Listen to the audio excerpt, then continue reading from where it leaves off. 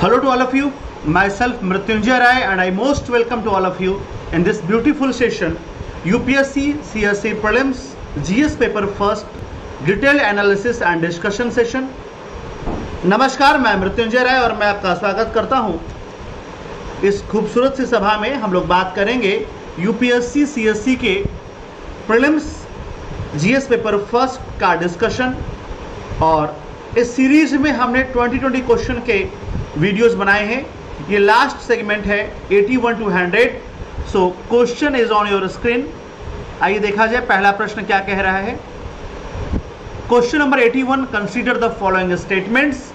निम्नलिखित कथनों पर विचार कीजिए। हाई क्लाउड्स यानी उच्च बादल जो ऊंचाई पे हैं, primarily reflect solar radiation and cool the surface अच्छा ऑफ द अर्थ।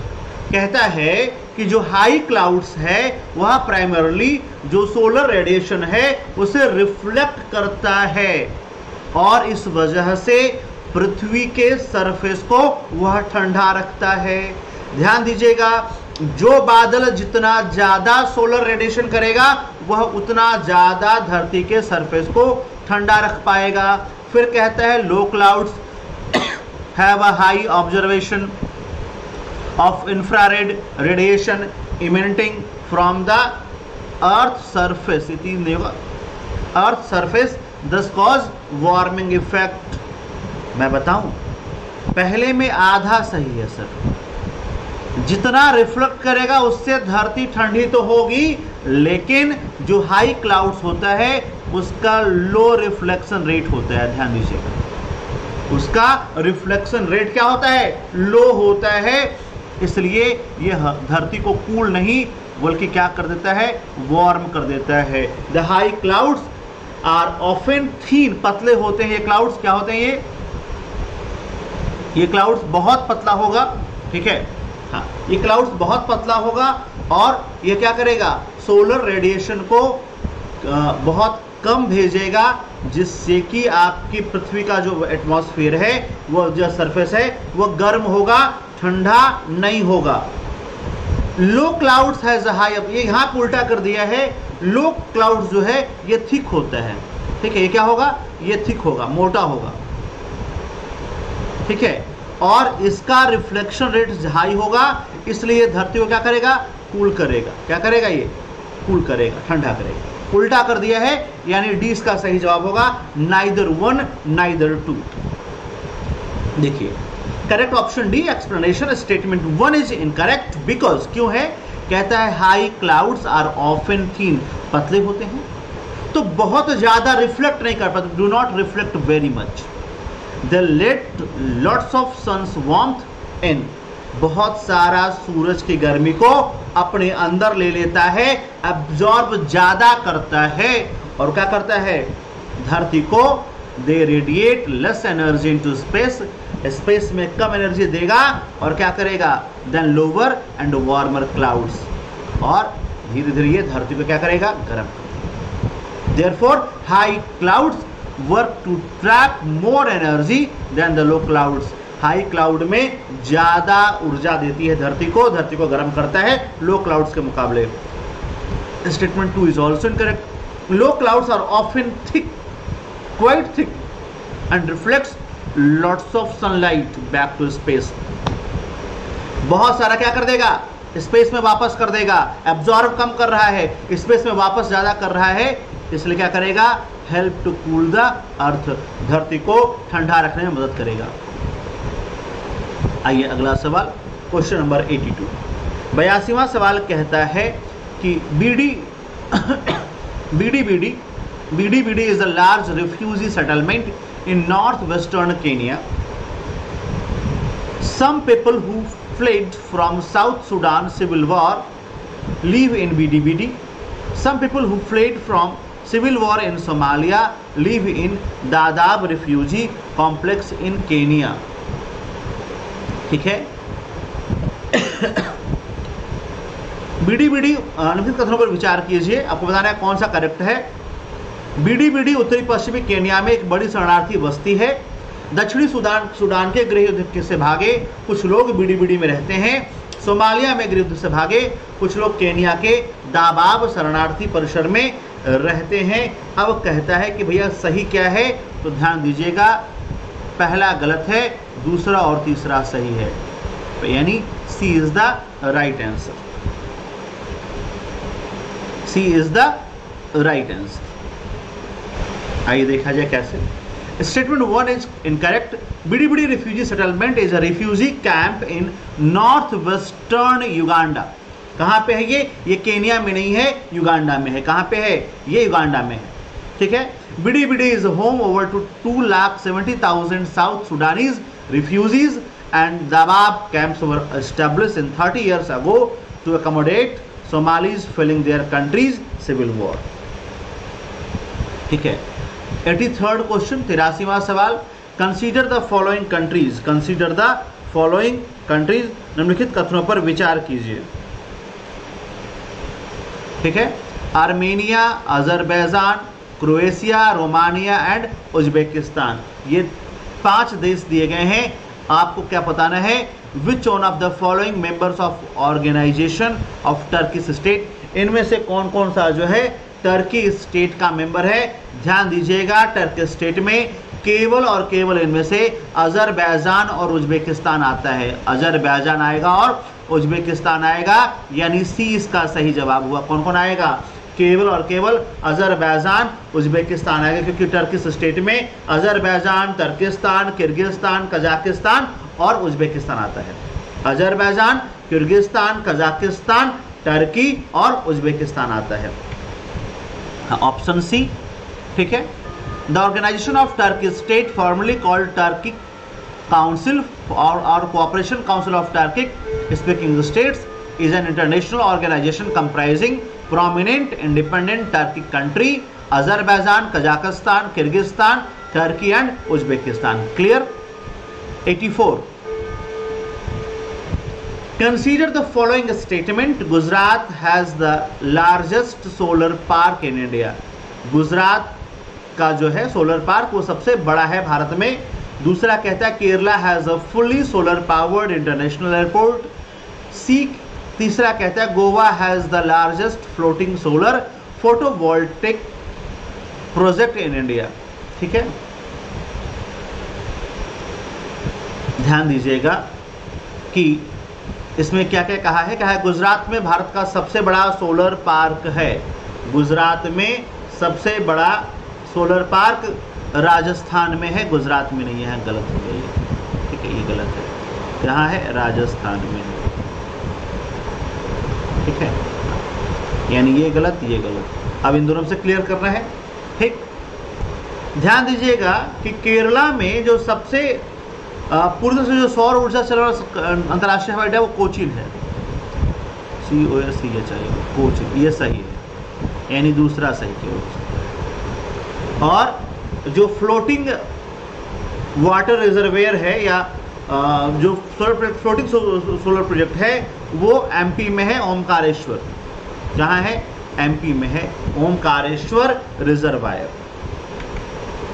आइए देखा जाए। India's Bhadla solar park in Rajasthan, the largest solar park in the world. Statement 2 is correct. Kerala's Cochin International Airport is first airport in the world that would be running fully on solar power. Or statement 3rd is incorrect. 600 megawatt capacity floating solar project on Omkareshwar Reservoir is not only India's but also the world's largest floating solar power project so far. 85 question. Next. With reference to the United Nations Convention on the Law of Sea,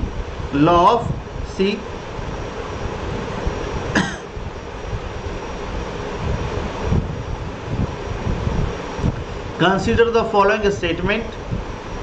कहते हैं कथनों पर विचार कीजिए।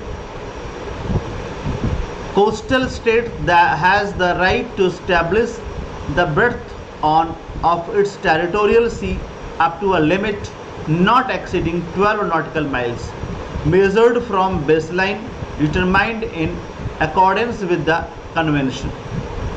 दूसरा, ship of all states whether coastal और landlocked enjoy the right of innocent passage through the territorial sea. और तीसरा कहता है the exclusive economic zone shall not intend beyond 200 nautical miles from the base line. ठीक है, आइए हम लोग बात करें। कहता है कि 50वां सवाल कहता है कि समुद्र के कानून पर संयुक्त राष्ट्र सम्मेलन के संदर्भ में निम्नलिखित कथनों पर विचार करें। और फिर कहता है कि एक तटीय राज्य अपने प्रादेशिक समुद्र की चौड़ाई से 12 नॉटिकल एग्जैक्टली जो उसका टेरिटरी है वो समुद्र में कितना है 12 नॉटिकल माइल है, यानी पहला सही है 12 नॉटिकल माइल सही। सभी राज्यों के जहाज चाहे तटीय हो या भूबंध प्रदेशिक हो इस माध्यम से जो है innocent passage right innocent passage of territorial सी आपके समुद्र से वो आ जा सकते हैं। और जो उसका विशिष्ट आर्थिक क्षेत्र है एक्सक्लूसिव इकोनॉमिक जोन है वो 200 नॉटिकल मील से ज़्यादा नहीं होगा। इसके तीनों कथन सही हैं, ऑल आर करेक्ट। ठीक है, तीनों सही है। 12 नॉटिकल मील तक टेरिटरी होती है और 200 नॉटिकल मील तक EEZ होता है, एक्सक्लूसिव इकोनॉमिक जोन होता है। और यह जो है अनक्लॉज है, UN का क्लॉज है, United Nation convention on law of the sea, ये तीसरा क्लॉज है।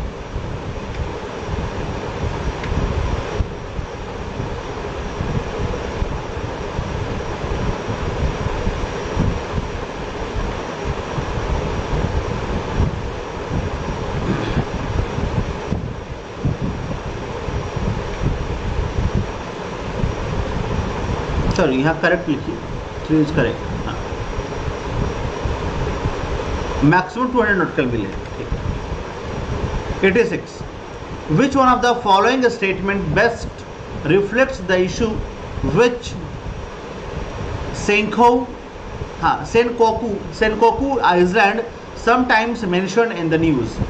कहता है कि उस मुद्दे को सर्वोत्तम रूप से दिखाता है जिसका उल्लेख सेनकोकू द्वीप जो कि कभी कभार समाचारों में रहा है। Option A, it is generally believe that they are artificial island. कहा यह माना जाता है कि यह जो है आर्टिफिशियल आइसलैंड है, कृत्रिम द्वीप है। Made by country around South China sea, और कहा इसे दक्षिण चीन के आसपास के देशों ने बनाया था। पूछा है कौन सा सही है। ठीक है, चीन और जापान पूर्वी सागर में इन द्वीपों पर समुद्री व्यवसाय संलग्न है। China and Japan engage in maritime disputes over these island in East China sea, बिल्कुल सही है बी। चीन और जापान के बीच जो झगड़ा है वो इसी अनहैबिटेट मानव रहित द्वीप को लेकर के है, सेनकोकू द्वीप को लेकर के। जापान और दक्षिणी चीन सागर में जो ये द्वीप है और चीन और जापान के बीच विवाद की यह वजह है। एक्सप्रेशन देख लीजिए। Japan and China claim the uninhabited island known as Senkaku in Japan and Tiayo in China as their own। दोनों मानते हैं हमारा है। But Japan has administrated them since 1972। Japan जो है उस पर प्रशासन चला रहा है अपना सेनकाकू पे। और Senkaku island were formally claimed by Japan in 1895। After Japan's defeat in Second World War, the island chain was controlled by the US till 1971 before it's return. मतलब फिलहाल ये जापान के कब्जे में है और चीन जो है इस पर अपना दावा ठोक रहा है। कहा how many of the pairs given are एवं करेक्टली मैच्ड।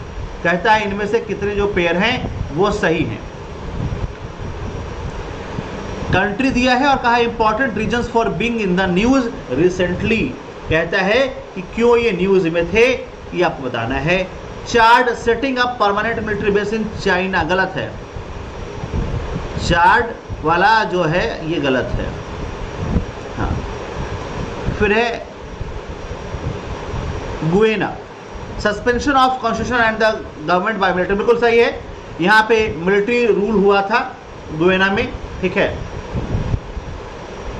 फिर कहता है Lebanon server and prolonged economic depression, बिल्कुल सही है। लेबनान की इकोनॉमिक कोलैप्स कर चुकी है और यहाँ पे बहुत सारा इकोनॉमिक अवसाद आपको देखने को मिलेगा। और ट्यूनीशिया पार्लियामेंट बाय प्रेसिडेंट, बिल्कुल सही है। यहाँ के प्रेसिडेंट थे कैस, उनको जो है हटा दिया है वहाँ की पार्लियामेंट ने, और जुलाई में रेफरेंडम होगा और संविधान सुधार होंगे। ठीक है, जुलाई में यहाँ पे क्या होगा, रेफरेंडम होगा।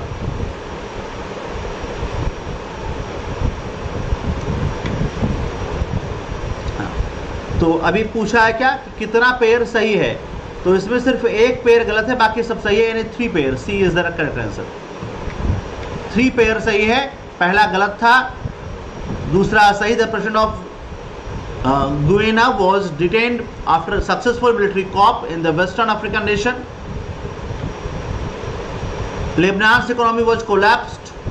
And fourth, Tunisia's President Kais Saied on Monday extended his months-long suspension of parliament until new election in December 2022. How many pairs given correctly matched? अभी फिर एक सवाल ऐसा ही है कि कितने जो पेयर हैं वो सही तरीके से मैच हैं। क्या पूछा है, क्यों न्यूज में थे और कंट्री। ठीक है, अनातोलिया तुर्की में है, बिल्कुल सही है। ठीक है, अम्हारा इथियोपिया में है, ये भी सही है। और काबो डेराक जो है ये मोजाम्बिक में है। ये कहाँ है, मोजाम्बिक, हाँ ये मोजाम्बिक में है। और कोलोनिया जो है वो कैटलोनिया, ये स्पेन में है, ये स्पेन में है, इटली में नहीं। यानी इसके 2 पेयर सही हैं और 2 पेयर गलत हैं। B is the right answer. हाँ, ये pair 1 is correctly matched. Amhara one of the 2 largest ethnolinguistic groups of Ethiopia, Cabo Mozambique में है और कैटालोनिया स्पेन में है।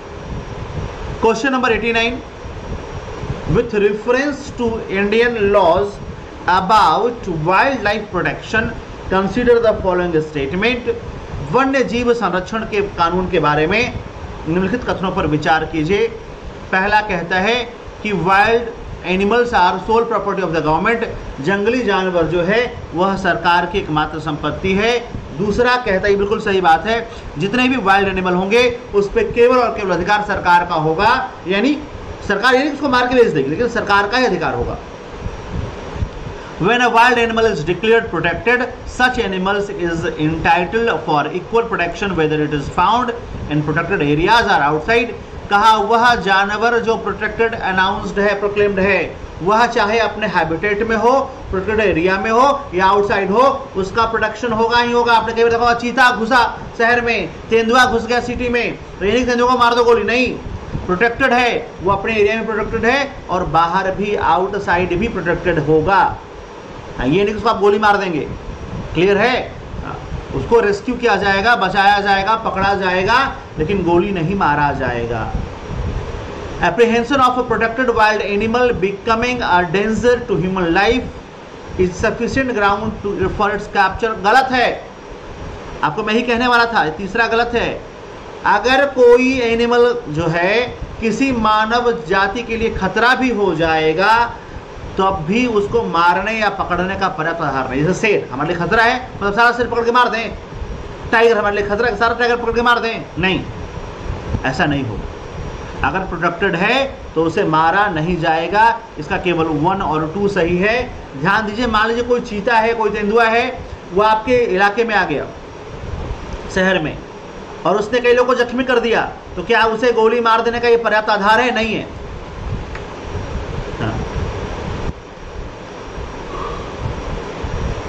1 is correct, 2 is correct, 3 is incorrect. आपको बता दिया।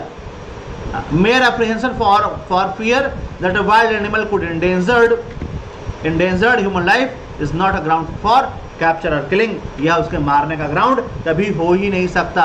अगला सवाल है 90 सवाल 90th. Certain species of which one of the following organism are well known as cultivators of fungus? का किस जीव की कुछ प्रजातियों को कवक के कृषक रूप में जाना जाता है? चीटियां, कॉकरोच, क्रैब, स्पाइडर, चीटी, ant. Fungi and insects are 2 hyperdiversive groups of organisms that have interacted for millennia. Over time, some insects have come up to rarely fungi form of a variety of resources, including room and board. Ants, wasps, beetles, ये सब जो है इस तरह के जीव हैं। ठीक है। 91 अगला सवाल है 91। कंसीडर द फॉलोइंग पेयर्स, निम्नलिखित कथनों पेयर्स को आपको बताना है। धौली उड़ीसा में है, बिल्कुल सही बात है। येरागुडी आंध्र प्रदेश में है, ये भी सही बात है। जौगढ़ जो है ये उड़ीसा में है, ओडिशा। और कालसी जो है उत्तराखंड में है। ये सब अशोक के अभिलेख हैं, खंड उत्तराखंड में है। यानी इसका सिर्फ 2 पेयर सही है, 2 पेयर गलत है। ये सब अशोक के शिलालेख हैं। Only 2 pairs. Pair 1 is correctly matched. Dhol is located in Odisha, Aragudi is in Andhra Pradesh, Jaugarh is in Odisha and Kalsi is in Uttarakhand. Okay. Consider the following king and dynasty. यहाँ पे king दिया है और उसका dynasty दिया है। आपको बताना है कि इसमें भी कितने पेयर मैच हैं। नानुक, जय शक्ति, नागभट्ट, भोज। ठीक है। हाँ, नानुक चंदेल वंश का है, बिल्कुल सही है ये। जय शक्ति जो है ये चंदेल वंश का है, ये भी चंदेल वंश का है, ये गलत हो गया, परमार वंश का नहीं है। नागभट्ट जो है वो गुर्जर प्रतिहार वंश का है और जो भोज है वह नागभट्ट का ग्रैंडसन है, ये भी गुर्जर प्रतिहार से है। तो नानुक और जय शक्ति चंदेल वंश के हैं। नागभट्ट का पोता है, ग्रैंडसन है, sorry, Bhoj was the grandson of Nagabhata second. तो ये दोनों क्या है, गुर्जर प्रतिहार वंश के हैं। इसमें सिर्फ 2 पेयर मैच कर रहा है, ओनली 2 पेयर्स। हाँ, Nannuka was the ruler of Chandel dynasty. Jay Shakti was also belong to Chandel dynasty. Nagabhata Pratihara dynasty and he was the grandson of Nagabhata. 93rd question, which one of the following statement about Sangam literature in ancient India is correct? कौन सा कथन जो है वो सही है? संगम poems are divided of any references to marital culture to material culture. संगम कविताएं भौतिक संस्कृति के किसी भी संदर्भ से रहित है। गलत है, गलत है। संगम कथाओं में भी बहुत सारी भौतिक संस्कृतियों के बारे में चर्चा की गई है। वहाँ पे भी शादी, विवाह, प्रेम प्रसंग, इन सब की चर्चा की गई है। अतः पहला स्टेटमेंट गलत है।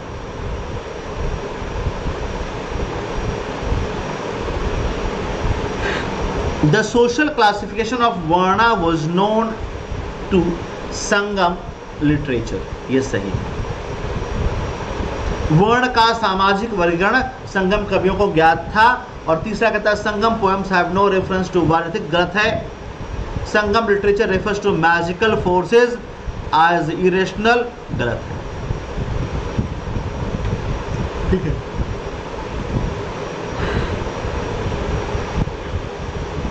संगम लिटरेचर है reference to marital, material, culture, tactics and ethics. And the Varna system was not practiced but it was known, लेकिन जानते थे। ठीक है।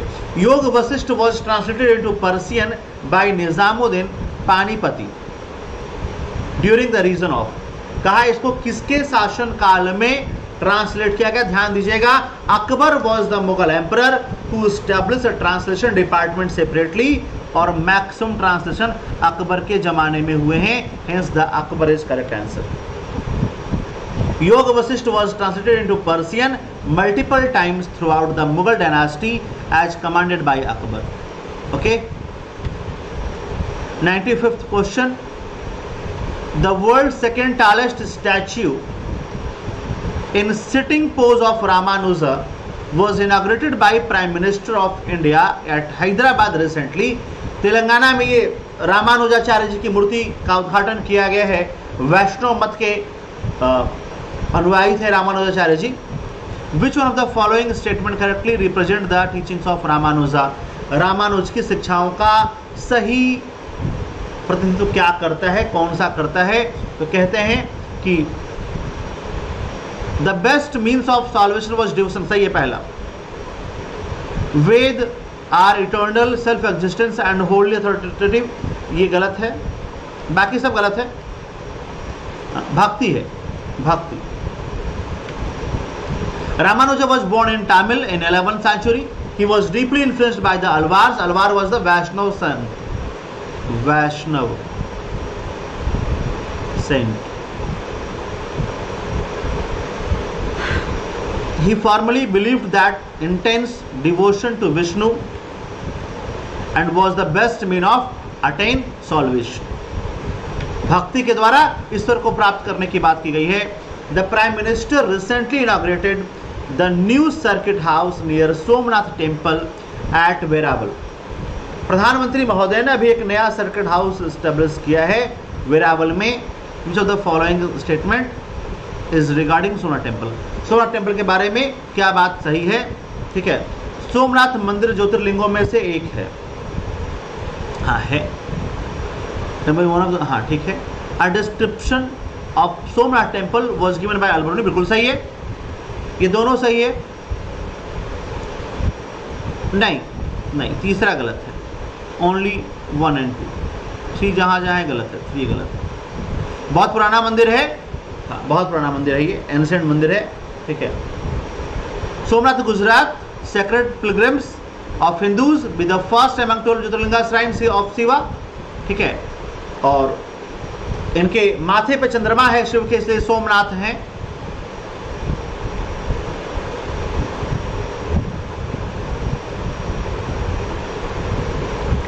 चलिए 97 क्वेश्चन।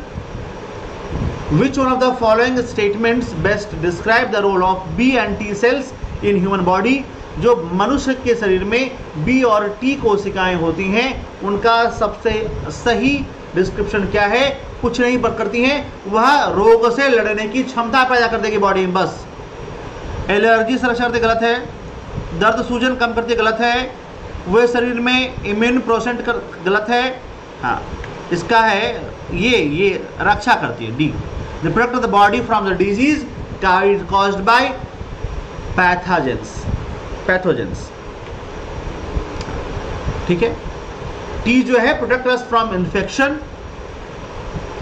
और बी जो है वो क्रिएट एंटीबॉडीज। टी सेल जो है इन्फेक्शन से बचाता है, और जो बी सेल्स है वो एंटीबॉडी पैदा कर देता है, जिससे कि हमारे शरीर को रोगों से लड़ने की शक्ति मिल जाती है। 98 कंसीडर द फॉलोइंग स्टेटमेंट, निम्नलिखित कथनों पर विचार कीजिए। Other than those made by humans nano particles do not exist in nature. कहता है कि नैनो पार्टिकल नेचर में एग्जिस्ट नहीं करते हैं, ये गलत है। They exist in nature, nano particle exist करते हैं। Nano particles are some metallic oxides are used in the manufacture of some cosmetics. हाँ, ये कहता है कि नैनो पार्टिकल्स का जो यूज होता है वह एनवायरनमेंट के लिए वो अनसेफ तो है, लेकिन कॉस्मेटिक प्रोडक्ट्स में वो यूज होता है। अच्छा, nano particles of some metallic and oxides were used in manufacture of some, ठीक है। और nano particles of some commercial products which are enter in the environment are unsafe for humans. हाँ सही है, दूसरा और तीसरा दोनों सही है, इससे इसका जवाब डी होगा। Natural nano particles are formed, natural है यानी है प्रकृति में, ठीक है। हाँ, एमंग द मेटल ऑक्साइड्स, ये कॉस्मेटिक्स में यूज किया जाता है, और यह क्या है? बॉडी के लिए गलत है, हार्मफुल है एनवायरनमेंट के लिए, इससे हमें डील करना होगा। 99 question, consider the following statement. DNA barcode can be a tool to access the age of plant और animal, distinguish among species like that, identify undesirable animal or plant material in processed foods। कहा DNA barcoding एक उपकरण है, एक पौधे या जानवर की उम्र का आकलन करने में, एक जैसी दिखने वाली प्रजातियों में अंतर करने में, और प्रसंस्कृत खाद्य पदार्थों में अवांछनीय पशु या पौधों की पहचान करने में। डी इसका सही जवाब है, 2 और 3। यह पौधे या जानवर की उम्र का आकलन डीएनए बार कोडिंग से नहीं होगा। पौधे की उम्र जो है काउंटिंग द रिंग्स, उसके रिंग्स को गिन करके होता है। ये रिंग्स मतलब उसके स्टेम्स में, हाँ, तो काउंटिंग द रिंग्स, रिंग को गिन करके उसका एज निकालेंगे, और जानवर का एज कार्बन 14 से निकालेंगे, कार्बन 14 डेटिंग से निकालेंगे। ठीक है, डी सही है, कार्बन 14 है, इससे निकलेगा। और पेड़ा कैसे होगा, उसका गिन करके, उसका ये काउंटिंग द रिंग्स, कितना रिंग बना उसमें, इसको काउंट करके होता है। ठीक है, आइए अगला सवाल है, लास्ट क्वेश्चन, 100वां सवाल है आज का। Carbon monoxide, nitrogen oxide, ozone and sulphur dioxide, ये चार हैं। कहता है access of which above the environments are caused acid rain, इनमें से किसकी वजह से एसिड रेन होगा। ध्यान देना, सल्फर डाइऑक्साइड और नाइट्रोजन ऑक्साइड से होता है एसिड रेन। सिंपल सा सवाल था, सल्फर डाइऑक्साइड और नाइट्रोजन ऑक्साइड से होता है एसिड रेन। तो ये रहा, हाँ, सल्फर डाइऑक्साइड SO2 और NOx, इससे होता है एसिड रेन। और यहाँ पे यूपीएससी का हमने पूरा पेपर डिस्कस किया। So thank you so much, thanks for watching, keep commenting, please share your views with us, do like, share and subscribe. Thank you so much. Jai Hind.